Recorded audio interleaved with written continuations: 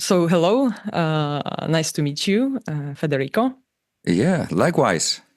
Thank you. So maybe to start our interview of provocative approach and how you work in a provocative way, maybe you can start with presenting yourself to the listeners. Yeah, well, thank you for the invitation to be one of the speakers on the Congress. My name is Federico Sarink. I'm a Dutch psychologist and systemic therapist, and I'm specialized in provocative therapy. And because of this specialization, I also started doing a PhD in investigating one of the key aspects of provocative working, that is using humor. So I'm doing a PhD to investigate what's the role of humor in psychotherapy. I'm also known to the Polish public because I've done a couple of courses, and I'm continuing doing courses in the lovely city of Poznan for my colleague, a systemic therapist there. So yeah, that's me. Okay, super.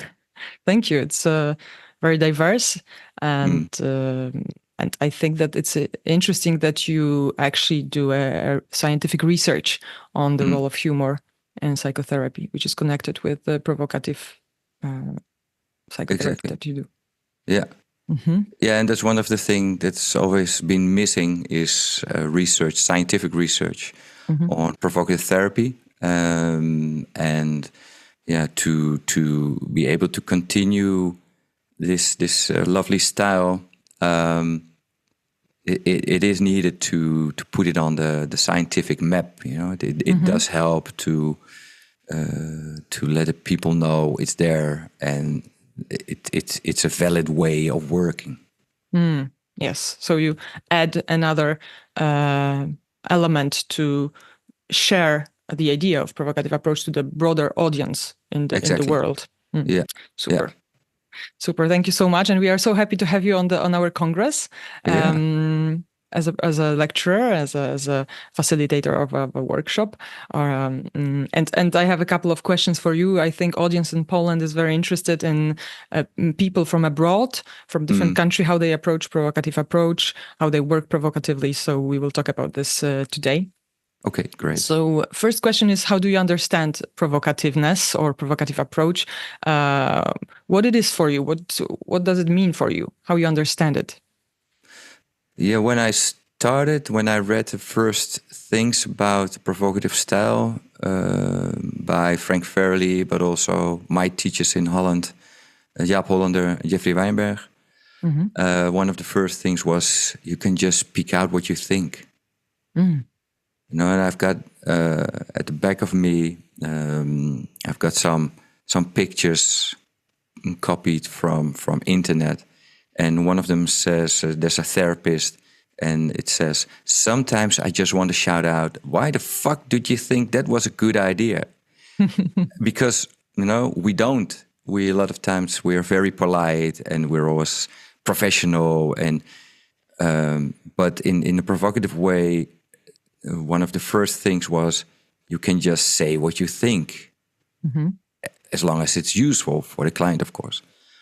And then being taught in a provocative therapy and coaching style, and for example, now doing the research on humor, a very important part is the idea of not taking yourself too seriously. It's something that I like to teach my clients, not to take themselves too seriously, because that is one of the main reasons that they get stuck in whatever their problem is. But also not to take yourself too seriously as a coach or a therapist. And it gives a playful mindset, and people can use this playful mindset, especially in difficult moments in their lives. It makes them more flexible to cope with the challenges of life. So that, in a nutshell, I think is, yeah. Yeah. So saying what you really think, it's already, I think, because very often people come interested in provocative style, thinking, okay, what it is and how can I use it, and there might be shocked by how different it is from traditional or classical approach. So they might think, this is what I hear from people, like, but how can you say what you really think to the client? How can that help? You can harm the client, you can bless the client. So and also about being serious, they might say, but there are serious problems that they come with. How can you, be light about it? Could you maybe say a little bit? Maybe this is a Polish mentality, and then maybe it's as how we are, but maybe it's similar to the people that you worked with. What would you say to that, to these questions? Yeah, actually, I think it's especially under therapists and coaches, it's a shared idea. It's not Polish, it's not Dutch, it's not Spanish, it's not English. It's like it's the basic concept of what you need to be as a therapist. And excuse me for speaking as a therapist, because I know this is Congress for Coaches, but I mainly work with therapeutic clients, and less with coaching clients. But in general, it's the same. Yeah, approach.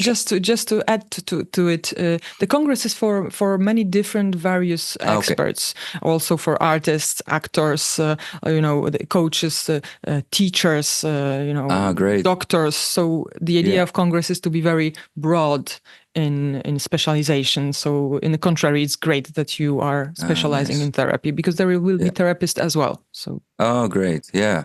So it's just one of the main assumptions that if you are a psychotherapist or a coach or even a teacher, whatever, you need to be you're professional when you take everybody seriously. And what there's a nice article written by Christophe Panicelli, he's a Belgian psychiatrist and also schooled in provocative therapy. And he says the problem is, if you work with clients, you step in an auto double bind, which means that at the same time you need to show your empathy, you need to put yourself in the shoes of the clients to show that, hey, I understand you and I can connect with you. It's very important for the therapeutic alliance. But if you only do that, nothing will change. You will just understand the client. But when a client comes to you, normally it's because the client needs to change or accept that he cannot change, but that is a change in itself as well. For this change to happen, you need to break the patterns of the client that are rigid and that prevent a change from happening. So to do that, it's contrary of being empathetic, because you now need to break those patterns. And he says the humor we use in provocation is a good way to bridge the gap between being empathetic, this one role, and breaking the patterns, and that's your other role. And I think that is a lot of people helping clients. They just want to help and be nice, but that's just one role you have. The other role is break the patterns, and then sometimes you need to stop being so nice. And using humor, it's a way of it's paving the way for you to also confront people. That they allow you to be this confrontative. If you're just confrontative, you're only this other part of the duality. You need to be the nice guy, and you need to break the patterns. If you're just confrontative, you're breaking patterns, but you're not in touch with the client. So you need to do both. And I think the provocative way is a specialist in doing both. That might be difficult, as when maybe you are a beginner and you think about that. How can I link those two things that very often might seem quite opposite, and maybe an advice, or because there is a thought that comes to my mind also for the people who would like to learn provocative approach. Can anyone learn this provocative approach? So can anyone learn how to be, from one side, provocative? Provocative is meaning being kind and provoke. So can anyone learn this not serious, light, humorous, kind, nice way that is as well able to provoke acceptance or change in person? Probably not everybody, but I think a lot of people. Never say never, but also never say always. It doesn't work for every client. It's not suitable for every professional. But a lot of professionals think you need to be born as a comic and a confrontative type or something. You need to be extrovert instead of introvert. No, I think that is bollocks. There are a lot of people who can use the provocative style in their own way, more introvert, more extrovert way, whatever. So a lot of times people say, "Oh yeah, it's a typical male kind of therapy." Interesting. Yeah, well, maybe because of the confrontation, and they think that women are less confrontative. I don't know about that, by the way, but everybody can color the style with their own experience and background. But the most important element for people to be able to work provocatively is not to take themselves too seriously. Because we are the example for the client. If we take ourselves very seriously, how can our client stop taking themselves very seriously? So we need to be the example. Plus, we need to invite the client to step into a playful setting, because if we play at the same time, we feel safe. You cannot play if you don't feel safe. You don't enter a play. Kids don't play. They rather sit at the other side of the room if they don't feel safe and the other ones are playing. So the kids who are playing, adults who are playing, it signals we're okay, and there are no rules, or we can decide what rules we're going to invent for this play, and the rules can change. So it's a safe, flexible situation in which everybody knows if you're playing, you can also call each other names. Oh man, that was really bad what you did there. Oh, you suck at it. But in a playful way, you're just teasing each other. It's not like I'm mad at you and now I'm confrontative and saying you suck. No, it's teasing. And this teasing is confrontative, but it's also okay because we're playing. And a lot of times, a lot of humor arises in this playful ambience. So that is what we like to create in a provocative session. And to be able to do so, the first step is not take yourself too seriously. So also when a client starts provoking me, copy, paste, what he does, I can do as well. It's a good signal, because the client is being playful as well. But then if you feel attacked as a therapist, you're taking yourself too seriously, and you show like, okay, no. This playing is just one-sided or something. That doesn't work. So, yeah, for people starting and who are interested to learn the provocative principles, first make sure that, or that you're not taking yourself too seriously, or you're willing to stop taking yourself too seriously, and then just try out and experience how it works out for you.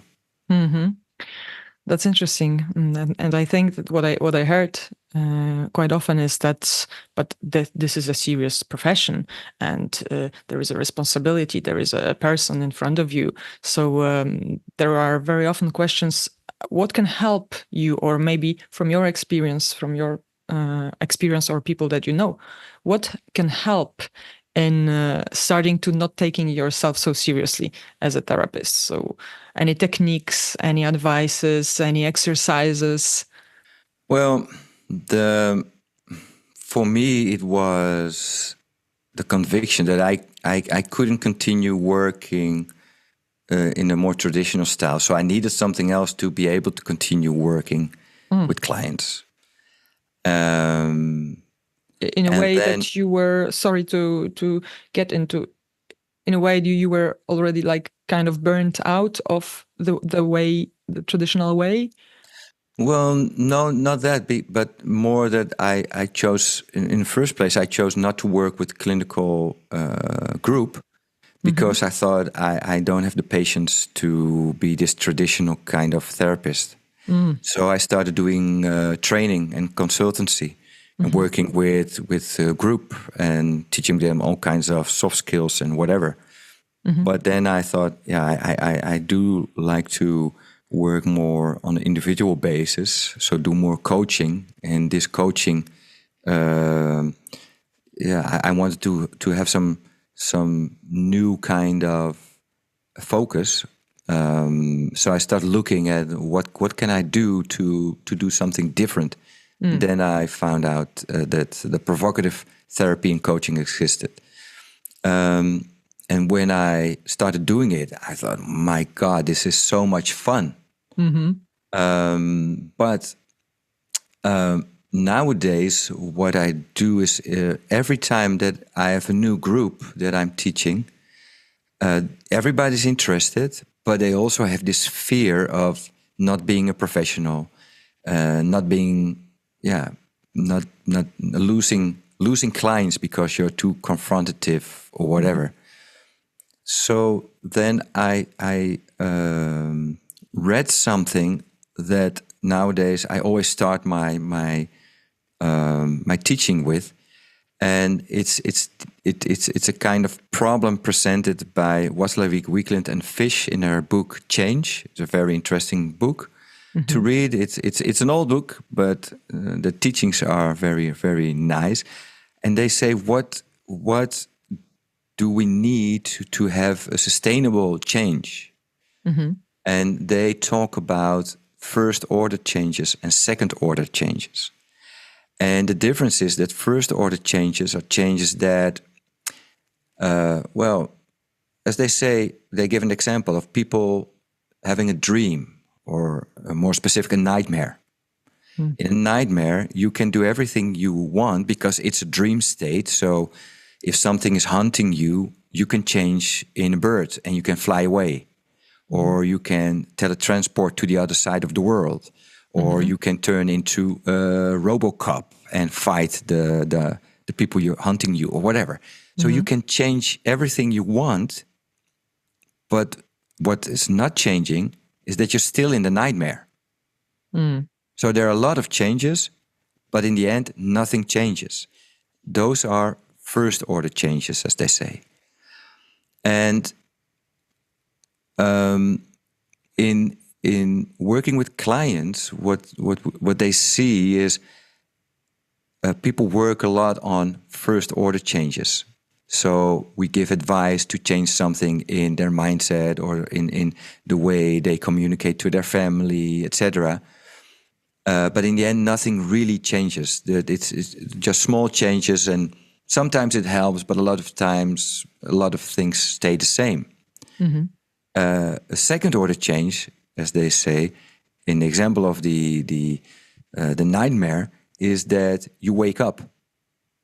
If you wake up, it's a change in state. That is a real difference from where you came from. And they say we have to look for second order changes in therapy as well. And to do so, you need to get out of the normal ways of thinking of the client, step out of their perspective, and we need to bring them new perspectives and surprising perspectives. So they said one way of doing so is to use paradoxical interventions. So if they say, if someone with a depression says, I want to feel better and I want to go to work again, a paradoxical intervention could be that you say, no, well, my recommendation would be that you stay at home. But why? I need to go back to work. Yeah, well, if you go back to work, you're confronted with the reorganization, with the stress of all the people around you, with the bullies at work. So you name all the negative stuff of going back to work. And then the client can say, yeah, that's true. So then why do you want to change? Stay at home, stay depressed. It's helping you to be back in this toxic situation. So this is a paradoxical intervention because, of course, it's better to feel better again and to be active again and to be able to work again. But then the client needs to think, oh, yeah, maybe he is right. But what do I really think about it? And that's another type of work than show compassion, say, oh, yeah, it's really hard to feel so depressed, and you're right, it's a good goal to go back to work. Let's see how you can step by step reach that goal. So there's another aspect that I point out in my book that is one of the assumptions is that people always bring their own inner struggle to the session. And the inner struggle has two sides. One side of the struggle is I want a change. Maybe even I want to change, but people want a change. But if they need help, they also have a side in themselves that prevents them from changing, that makes it hard for them to change. And that other side in our clients can consist of fear, insecurity, this depressed feeling of lack of energy, the idea that, oh, probably I will fail at this as well, whatever. But it's a side within themselves. And because if they wouldn't have that side and they wanted to change, they would change. If they don't know how, you just Google it, or nowadays you just use ChatGPT and you will get a good suggestion to change. So it's not that, it's the internal struggle. One side of the client says, I don't know about it. And what we do in the provocative style is to be the devil's advocate and to give voice to this part of the client that says, nah, don't change. And in doing so, we offer the possibility for the client to really investigate both sides. I want to change, but yeah, I am afraid to change indeed. What do I prefer? Do I want to take this risk? And if they then take a step, if they then make a decision to change or to accept that changing is too riskful, then we have a second order change. Because it's not just suggestion of, oh, maybe you can start walking for 5 minutes, and after that, the next week you walk a little bit more, and if you feel more energized, maybe you can work to your work, or you can walk to your work. Or, those are first order changes. So that's the rationale behind why I like to work provocatively, and I think why everybody works provocatively, because we want a different kind of change. And you can only reach that by working paradoxically, using humor, and that's all within the provocative style.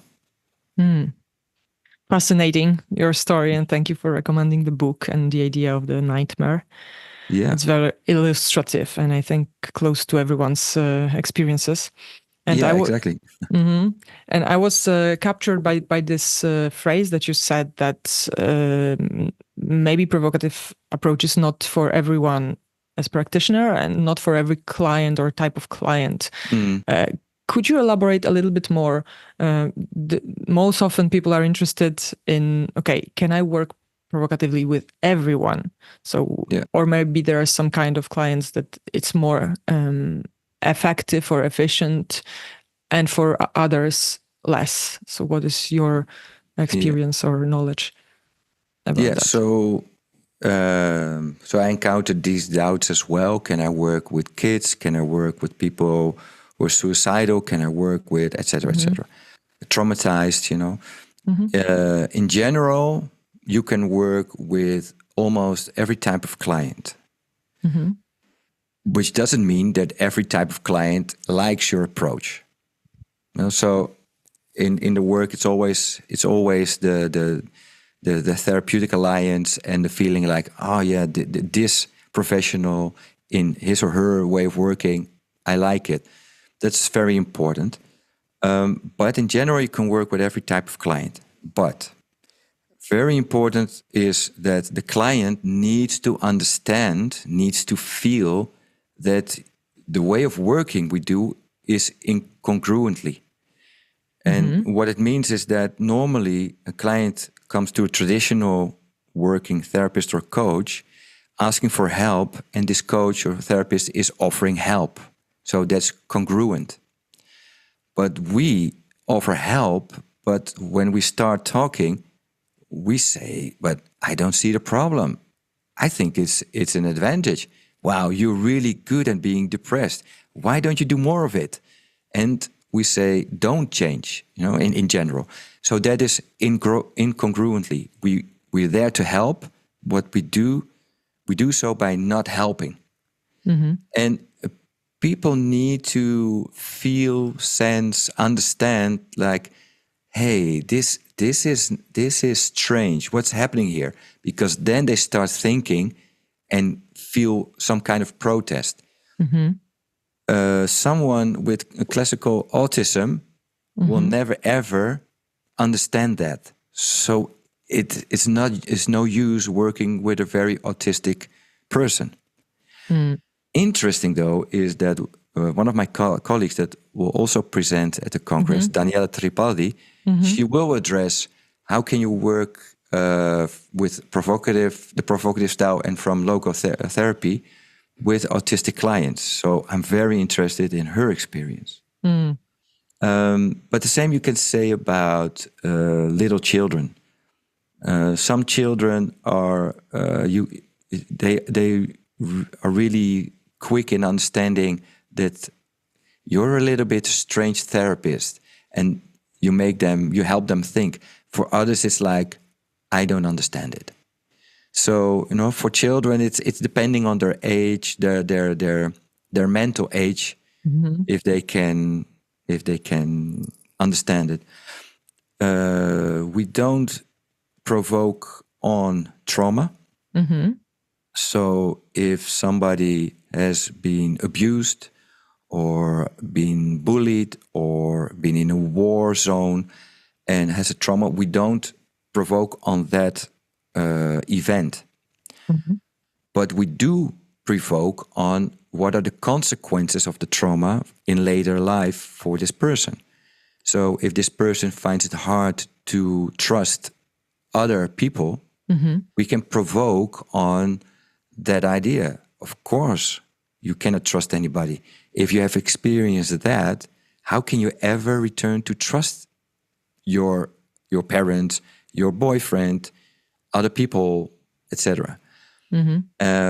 To present this other side of the change, they want to change, trust their a boyfriend again. But how can you trust a boyfriend when you've been abused 5 years ago by a guy?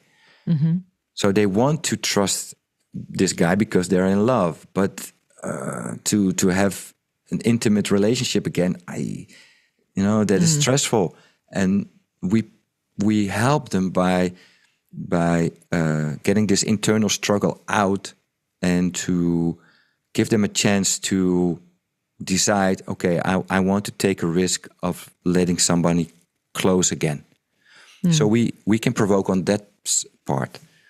If someone is suicidal, or actually if someone is in crisis, we don't provoke. Because a client in crisis first need to be stabilized.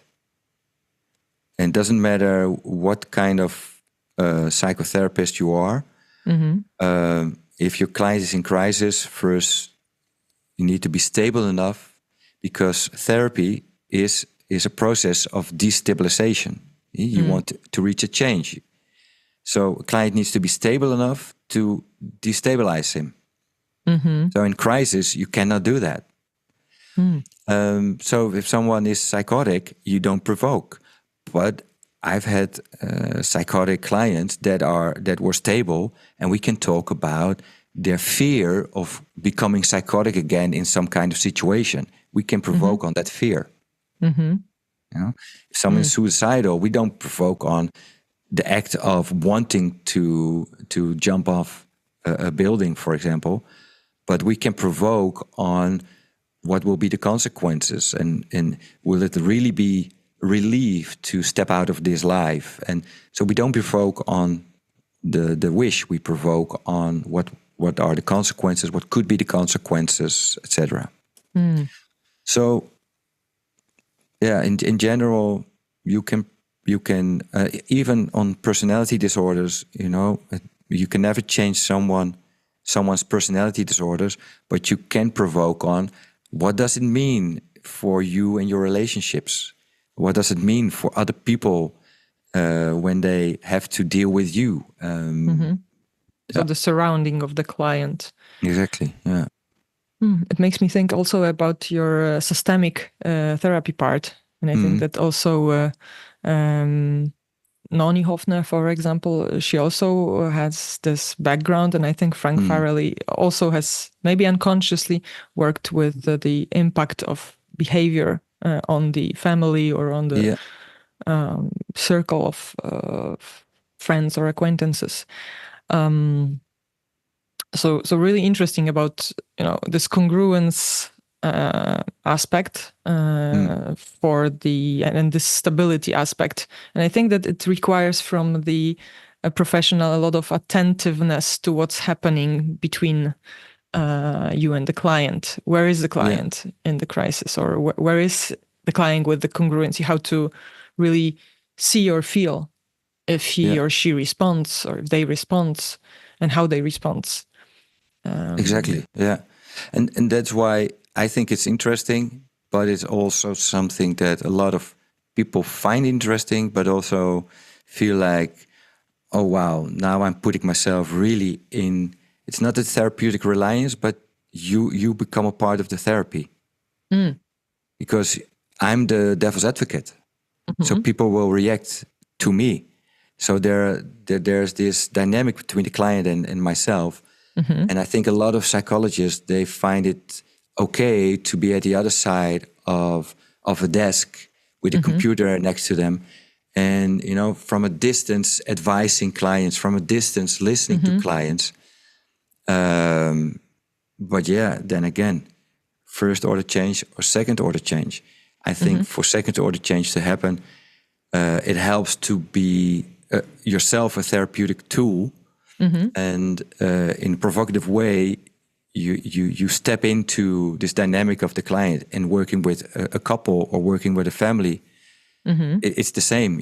I'm not just a distant leader of the conversation. I would throw myself into the dynamics, provoking, using humor, etc.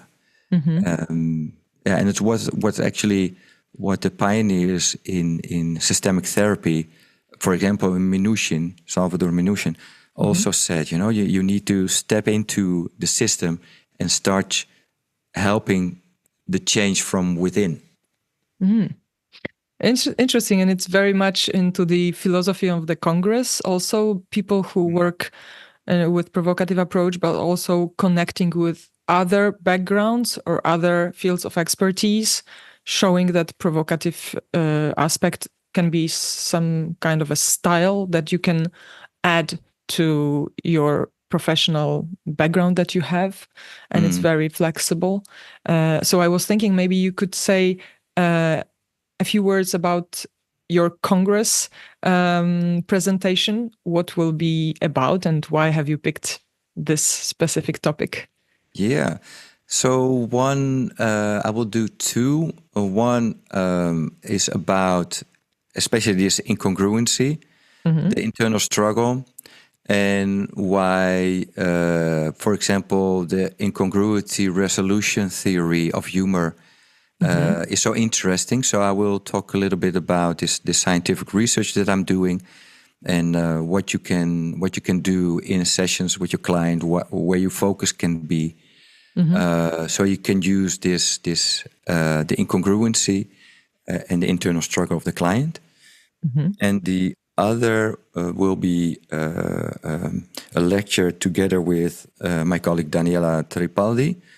And it will be about the idea written in a book by Harvey Minders, Laughter and Liberation, in how humor and laughter can help us feel free, and how we can set aside a lot of tension we build up during our days in our life.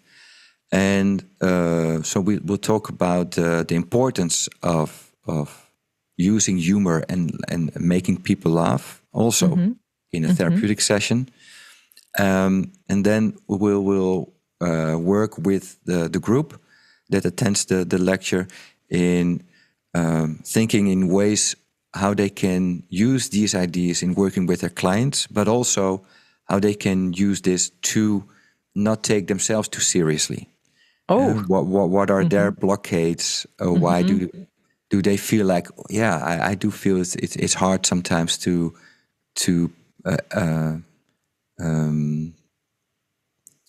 to allow myself to laugh, not be so seriously.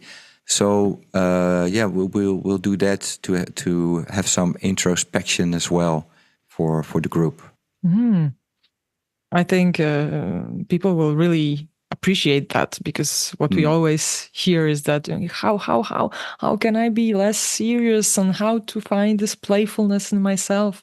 So if you and Daniela will be providing an experience for the group, for individuals, how to actually do that, or how to work with that, I think it's a super precious and valuable Yeah, I hope point. so. Yeah. Yeah, I like to say, as you already heard about, like, Polish people, very serious people, but there is a scientific point in the Poland being very low on the trust index, like on a 33rd position or something like that, depending on the year. Okay. Yeah. So trust in Poland is something that, we don't get so easy with someone that we are not very close with. That's why this idea of seriousness might be a little bit Yeah. maybe more in Poland than in Netherlands, Yeah. where Yeah. the Yeah. trust index is very high. Okay. So I didn't know that actually. I only know of the people I work with in Poznan, that they present themselves humble in the way, for example, in being humorous. But in my experience, those Polish people I work with are very humorous, are very open to new experience. In the exercises I do in my course, in improvisation and intuitive exercises, it works perfectly with them. So yeah, I think it's more the idea Polish people have of themselves than when really working with humor and being in a playful situation. Yeah, my experience is that they are very playful. But as one of my colleagues there told me, is, look, if you've been under communism for so long, we're used to not shout out our whatever, our opinion, our humor. We're used to just be silent, and yeah. but it doesn't mean we don't have humor. Yeah. It's maybe not so overt. It's not so clear, but it shows in another way. But and that's my experience that Polish people are very funny and they like humor, and they're yeah. So that also means that if you work with clients, it's the same, but you need to invite the client to start playing, and it only works if you yourself start being not so seriously. If you invite the client to play, and in that sense, this article by Christoph Panicelli is very important, I think, because you need to be the gesture, like the picture behind you. It's the picture, the symbol of a jester. You need to be a jester, and at the same time, take your client seriously and not seriously. And I think to have this idea of this internal struggle of the client, you can really verbalize both sides. I understand your struggle, and of course you want to change, but you should not change because, oh my God, it will be so terrible. You just said that 2 years ago with Aunt Esmeralda, you experienced this and this. Oh, it was so negative. Oh, you need to prevent this. It can never happen again. But yeah, I understand that you're struggling now. But so, we're really we're here for you, but we're also not helping you. And yeah, and that's a very, very funny way of working. And yeah, it takes some time to get used to it. But it starts with wanting to be more playful, and then step by step, you will get there, and the client with you, even the Polish very serious clients. So there is still hope. A small light is still Yeah, burning there over. yeah, yeah, yeah. Okay. Even in Poland. Even Yeah. in Poland, that must go online somewhere. We will spread this video so people will awaken maybe slowly. Yeah, I Okay. hope so. I hope so. Yeah, I hope you will help them in the Congress with your great two lectures about incongruency, and also with Daniela Yeah, about this, how to be less serious. So yeah, I think that that's a great point to summarize, and I really very much appreciate your time and all that you shared. It shows another way of see provocative approach and the work, how you see that, a lot of very precious and valid aspects. So thank you very much, Federico, for this yeah. time. You're welcome. It was very nice to be able to talk with you about this, and to after the summer holidays to get everything started again and look forward to the Congress in October. Yes, thank you so much. I look forward also. So see you there, and Yeah, we invite every one of you who is not yet subscribed to do it. I think that right now it's obvious that you need to be there. yeah. Be there or be square. Exactly. Thank you very much, Federico. Bye bye. Bye bye. Bye bye.